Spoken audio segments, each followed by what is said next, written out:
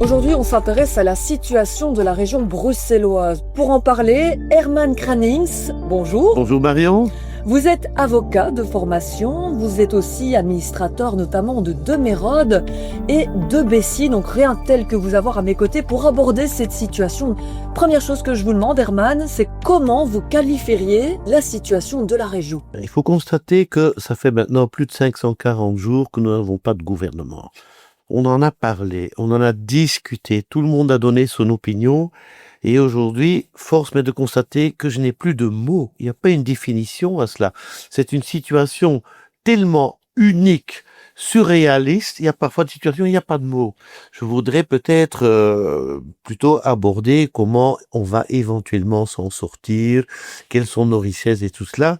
Mais me demander ce qu'est la situation aujourd'hui de Bruxelles, eh bien, il n'y a pas de définition. En tout cas, Bruxelles signe un triste record, 541 jours ce lundi, sans gouvernement de plein exercice. À qui la faute, Herman? Peut-être commencer par une note positive, parce que sinon l'interview va juste nous mener à une descente aux enfers. Je crois que la Belgique et Bruxelles, nous avons un avenir si on nous souhaite, si on a une volonté. La Belgique est bien située sur la carte européenne. On est au centre de l'Europe. On a un climat clément. Les gens qui travaillent sont bien formés, ont envie de travailler. Et donc, ce sont beaucoup d'atouts. Mais les derniers temps, nous avons plutôt focalisé sur nos défauts. Nous avons fait une sorte de psychanalyse collective négative, en parlant de nous sans gouvernement, sans flexibilité, en parlant de nous avec les jours de grève, etc. Mais je voulais quand même préciser qu'il y a un avenir pour Bruxelles et pour la Belgique, mais il faudra tout à fait changer le paradigme. Maintenant, la faute. Je crois pas que c'est une question de faute. Je crois que c'est une question de priorité. Et là, tout le monde est responsable. Bruxelles est là. Mais que Bruxelles fonctionne, ce n'est plus une priorité. Je vais d'abord prendre les politiciens. On va quand même pas me dire que dans même la situation la plus difficile, on ne peut pas trouver un accord en 541 jours. C'est une question de priorité. Moi, je crois nos politiciens, peu importe les partis, ne sont plus ou ne sont pas très motivés. Pourquoi? D'abord, au niveau financier, rien ne va changer. Ils ont des avantages Non. qu'ils gardent de toute façon. Ils sont payés comme parlementaires, comme bourgmestres, comme président du CPS. Ils vont visiter l'exposition universelle à Tokyo. Ils vont en business class assister au Grand Prix de Formule 1 à Qatar. Donc, je crois qu'au niveau pécunier avantage, rien ne change. Peut-être pour les 2-3 ministres qui ne le sont pas. Bon, enfin, c'est un détail. Donc, il n'y a déjà pas, je dirais, un stimulus au niveau financier. Au niveau politique même, eh bien, ils n'ont pas l'air inquiets. Récemment, je vois encore un politicien qui devait quand même être inquiet, mais il était dans un bon restaurant avec un bon verre de vin, donc on s'inquiète pas. Et on se dit, mais ça va bien changer, ça va bien évoluer. Mais on oublie que parfois il y a des réalités, et finalement, ils se rendent compte qu'ils vivent dans une sorte d'impunité. Parce que le citoyen ne va pas les sanctionner, ne va pas les mettre sous pression. Pourquoi? Parce que ce que j'ai constaté sur les 541 jours, on dit que c'est inadmissible, inacceptable. Et au fil des jours, on dit que c'est de plus en plus inacceptable, mais finalement, on ne réagit pas. Qu'est-ce que j'ai constaté? La dernière fois que le citoyen, le Belge, le Bruxellois est descendu dans la rue, c'était à l'époque de Mélissa, j'ai mis ça, la marche blanche, parce que là, effectivement, on nous dit, ça ne va pas, stop, c'est une priorité. Et là, on a fait pression sur le monde politique pour disant, ça, il faut l'arrêter, il faut prendre des mesures. Ici, on dit toujours, certaines parties disent, nous avons gagné des élections, regardez, on va avoir la majorité. Eh bien, je ne vois jamais les citoyens descendre dans la rue. Donc, c'est bien, pour moi, la meilleure preuve que la situation à Bruxelles n'est pas vraiment une priorité pour les citoyens non plus. Il y a d'autres priorités, mais certainement pas la situation politique. Et donc, quand vous me dites la faute de qui, je dirais c'est une co-responsabilité de tout le monde. Et comment est-ce qu'on peut expliquer cela? On ne réfléchit pas collectif? Eh bien, il y a deux explications pour ça. D'abord, dans l'absolu, il fait pas trop mauvais vivre en Belgique. C'est vrai qu'il y a une certaine pauvreté, mais dans l'absolu, le Belge, il vit bien. Donc, il considère qu'il n'y a aucune raison de prêcher la révolution. Et deuxièmement, c'est une sorte d'inconscience qu'on a que ça va s'arranger, ça va tomber dans les plis. Mais quand on regarde l'histoire du monde, la réalité est beaucoup plus impressionnante que la fiction. Je me souviens à l'époque, on a dit le Brexit ne va pas arriver. Le Brexit est arrivé. On a diabolisé Trump. On a dit Trump ne va jamais devenir président. On a dit Trump ne va jamais redevenir président. Ils vont dire les guerres vont se terminer. Et on a vu que cette réalité était tue. Et donc, c'est vouloir ignorer que la situation peut encore se dégrader et se dégrader beaucoup plus vite. On pense qu'il y a quelque part une sorte de main au-dessus de nous qui va nous protéger contre le pire. Mais ce n'est pas le cas. Il suffit de regarder l'histoire.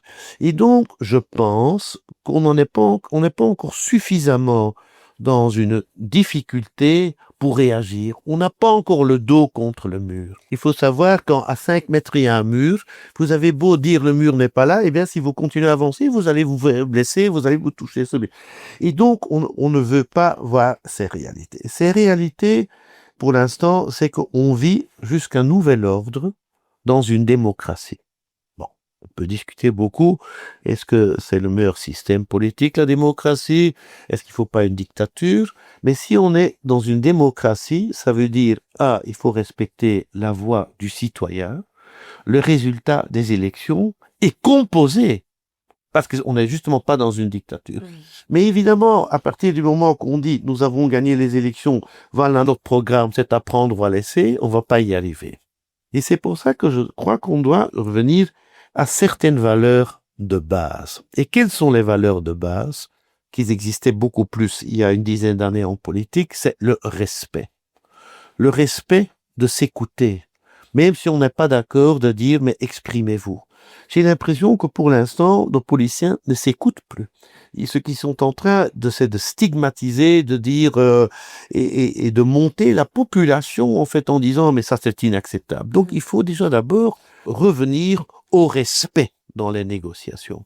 Récemment, il y a un politicien qui me dit comment voulez-vous si je suis attaqué personnellement comme quelqu'un de mauvais qui mène la ville à sa perte, que je peux encore négocier d'une façon constructive.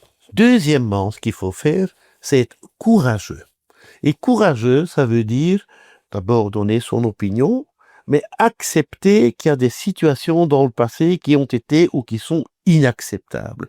Ça ne sert à rien de vouloir dire « mais finalement tout va bien ». Non, ce sont des réalités. Donc il faut être courageux et dire voilà, on avoue, il y a peut-être une gestion qui n'a pas été la gestion bien, mais donc ça c'est très important. Et ensuite, une fois qu'on s'est respecté, qu'on est courageux, qu'on a été transparent, dire eh bien maintenant comment on va s'en sortir. Et Ce qui nécessite des compromis. Des compromis, mais aussi de la détermination. La détermination, ça veut dire il y a des choses qui sont vraiment nécessaires. Et chacun doit à ce moment-là faire preuve de compromis. Là, on doit jouer une pièce de théâtre. Donc, on doit revenir à une plus grande confidentialité des négociations. On doit être plus adulte. Et ça se combine avec les autres mots comme le respect. Il faut oser se dire des choses dans la confidentialité, mais qui reste dans la confidentialité, ce qui n'est plus le cas maintenant, parce que beaucoup de nos hommes politiques ont un comportement de coq. Ils veulent montrer que voilà, je suis le plus fort, mais ce n'est pas comme ça qu'on construit. Il faut construire des ponts, mais on ne construit jamais des ponts de concertation si on estime qu'on est le meilleur. Une certaine modestie est nécessaire. Et là aussi, je crois que quand on considère la partie francophone, le MR et le PS sont quasiment incontournables. Mais quand on regarde la Flandre, qui est quand même la région qui prospère le plus, la NVA est incontournable. Donc, à ce moment-là, dire « mais moi, jamais avec la NVA ou jamais avec le PS », C'est une absurdité. C'est une absurdité qui va à l'encontre des intérêts du pays. Donc, je dirais, ces trois parties qui sont les NVA en Flandre, je parle maintenant pour Bruxelles, hein, parce que Bruxelles, c'est quand même la combinaison des deux. Quand on regarde, on a besoin de la NVA parce qu'ils ont quand même une grande crédibilité. Ils représentent quand même la communauté flamande, qui est très importante encore en Belgique. Et on a besoin du MR et du PS. Donc, aussi longtemps qu'on va continuer avec des exclusives, jamais avec un...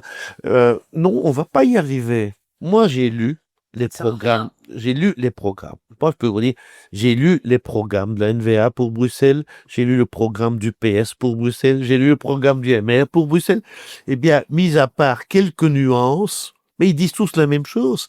Il faut une plus grande sécurité, il faut une plus grande mobilité, l'enseignement. Donc, dans la base, ce qu'on dit, on dit la même chose.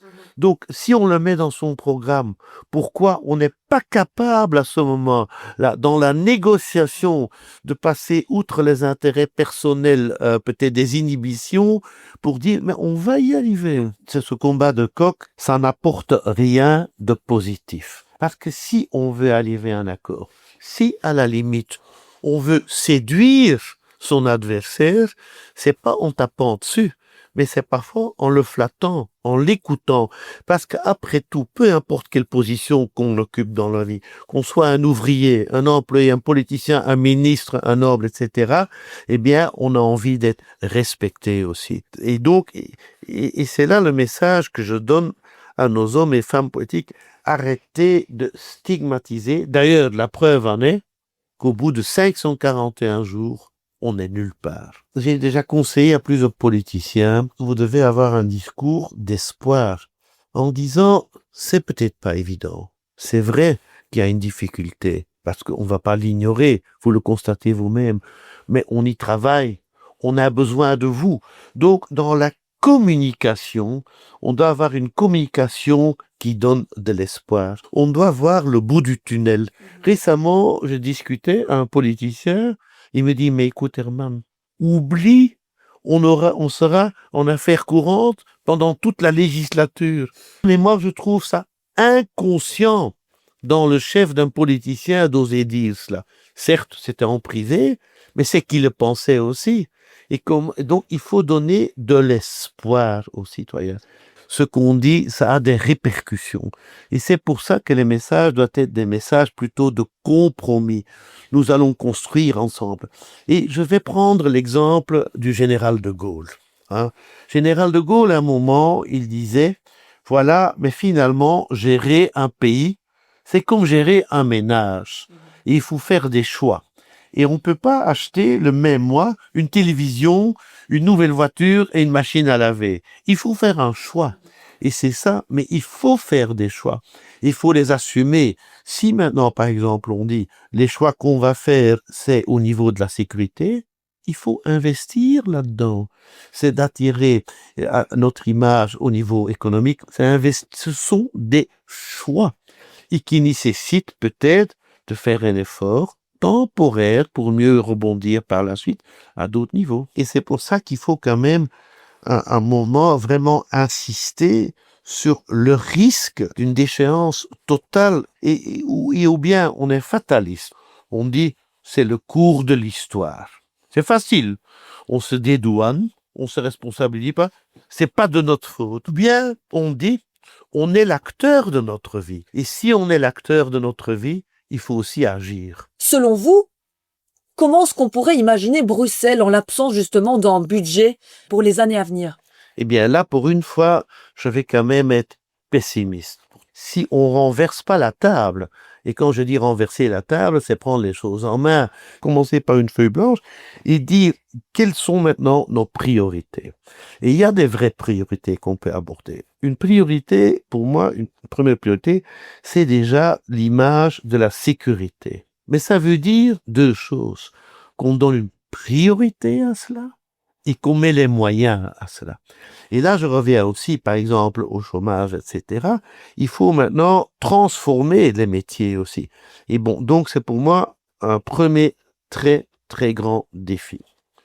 Deuxième défi, c'est continuer à attirer les investisseurs, les sociétés multinationales dans notre pays, parce qu'on a beau dire, on a besoin d'une bonne administration, ça va de soi, mais on a besoin quand même d'une certaine forme de capitalisme de sociétés qui sont générateurs de revenus, qui payent les impôts et qui font qu'un pays puisse fonctionner et qu'une ville puisse fonctionner. Et ce qu'on oublie qu'au niveau mondial, le monde change totalement et que l'Europe et ni la Belgique, on joue encore le rôle qu'on rêve de jouer. Moi aussi, j'adore rêver. Je vous cache pas, j'adore rêver. Mais quand je me réveille le matin, je me dis, la réalité est différente. Et la réalité est qu'aujourd'hui, pourquoi on considère encore l'Europe? Parce que l'Europe, c'est plus ou moins 300 millions de consommateurs. Mais à part cela, l'Europe ne pèse plus parce que le monde a bougé. C'est les États-Unis, c'est la Russie, la Chine, l'Afrique noire qui monte aussi.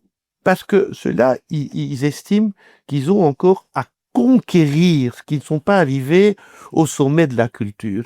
Alors que nous sommes arrivés au sommet il y a un siècle, ce qui ne veut pas du tout dire qu'il n'y a pas d'avenir pour nous, mais il faut changer. Il faut se rendre compte qui on est vraiment. Et qu'est-ce que nous sommes? Nous sommes, après tout, un petit pays. La Belgique est un petit pays. Donc, je crois pas que notre rôle primaire ou un rôle est de nous occuper de la géopolitique. Je crois qu'il y a d'autres pays pour ça, d'autres institutions pour s'en occuper. Ce que nous devrions faire, c'est faire que ce pays fonctionne comme un pays de notre taille, comme par exemple le Luxembourg ou la Suisse. Comment fonctionne la Suisse et le Luxembourg? Eh bien, il y a une stabilité politique, peu importe les gouvernements. Il y a une stabilité sociale, peu importe les gouvernements. Il y a une stabilité fiscale, peu importe les gouvernements. Et c'est là que les sociétés, les investisseurs cherchent. Et nous devions beaucoup plus miser sur cela. Beaucoup de multinationales qui me consultent, pour eux, le terrain de jeu, c'est pas la Belgique, c'est pas l'Europe, c'est le monde entier. Et eux, ils vont où ils ont pour eux la plus grande stabilité au niveau travail, sécurité, etc. Et c'est là que nous avons un rôle à jouer. Et ça, c'est le rôle que Bruxelles doit jouer. Et ça va générer aussi des revenus. Parce que si on a un pôle d'attraction, ça veut dire que les sociétés vont investir. Il faut tout à fait changer l'optique. Maintenant, on est souvent dans une optique, voilà, il faut trouver de l'argent, il faut augmenter les impôts subtilement ou moins subtilement, etc. Mais non, on doit être dans une ambiance, mais comment on peut redémarrer ce pays avec des formations, des nouveaux métiers il y a du travail. Quand je vois le nombre de vacatures qu'il y a, mais évidemment, il faut accepter. Vous savez, moi j'ai dû accepter aussi de m'adapter à l'informatique. Moi, j'aurais préféré aussi de continuer comme avant, où je dicte et mon assistante tape ce que j'ai dicté. J'ai dû m'adapter pour continuer à survivre. Eh bien, l'être humain doit s'adapter, accepter qu'il y a un changement de façon de travailler et se former. On vit plus dans les années 60. Donc, toute notre concertation sociale date des années 60. Mais il faut quand même pas oublier que dans les années 60, l'Europe existait à peine. Il y avait pas des réseaux sociaux, on savait pas ce qui se passait de l'autre côté du globe quand on y allait. Enfin, c'était très folklorique. Mais maintenant, on n'est plus là. Et donc, ce que nous devons voir, c'est que l'ennemi, je dirais, ou le défi, ou les défis, ne sont plus à l'intérieur de notre pays, mais sont à l'extérieur. C'est survivre dans un monde tout à fait géopolitique où la Russie, les États-Unis, la Chine n'ont pas tellement d'état d'âme que nous. Et donc, pour cela, nous devons nous rendre compte qu'il n'y a plus de droit acquis. On doit se réinventer parce qu'on a affaire à des pays, à des continents qui sont en train d'acquérir des droits qu'ils n'en avaient pas encore. Et donc, pour survivre, on doit se dire, il n'y a plus de droits acquis, on a des droits alignés et pas conflictuels. Je prends l'exemple qui est ma spécialité, les restructurations, etc., l'opposition, société, employeur, travailleur. Eh bien, on doit se mettre main dans la main pour survivre.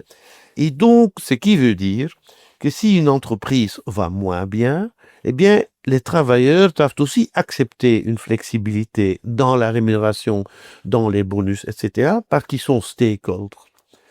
De l'autre côté, si une entreprise va bien et fait des bénéfices, je prends l'exemple à l'époque, plus maintenant de Porsche en Allemagne, il est normal que les travailleurs en profitent aussi.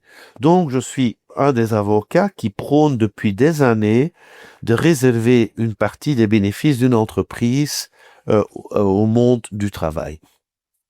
Je prends par exemple un exemple, je ne sais pas si vous avez entendu la société Clarabot en Flandre, la société des pommes de terre. Si l'actionnaire parvient à vendre cette entreprise pour 2 ou 3 milliards, on ne connaît pas le chiffre, bon, c'est très bien pour lui et ça prouve que c'est un très bon entrepreneur.